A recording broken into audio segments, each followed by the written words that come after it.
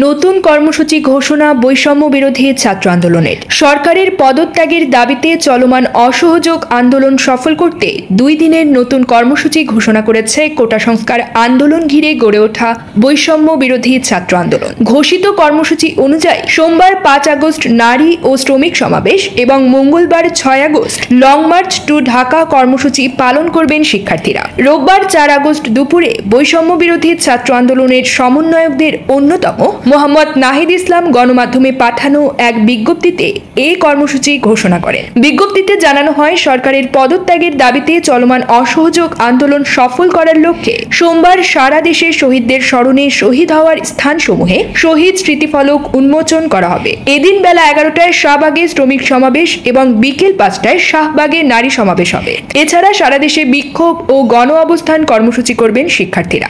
এতে আরো বলা হয়, মঙ্গলবার 6 আগস্ট লং মার্চ টু ঢাকা কর্মসূচি করা হবে। এই কর্মসূচি অনুযায়ী সারা দেশের ছাত্র, নাগরিক, শ্রমিক সহ সব পেশাজীবীদের ঢাকায় আসার আহ্বান জানিয়েছে বৈষম্য বিরোধী ছাত্র আন্দোলন। একই দিন দুপুর 2টায় শাহবাগে গণজমায়েত কর্মসূচি করবেন তারা। এছাড়া সব পাড়া, মহল্লা, গ্রাম, উপজেলা, জেলায় ছাত্রদের নেতৃত্বে সংগ্রাম কমিটি গঠন করার আহ্বান জানিয়েছেন তারা।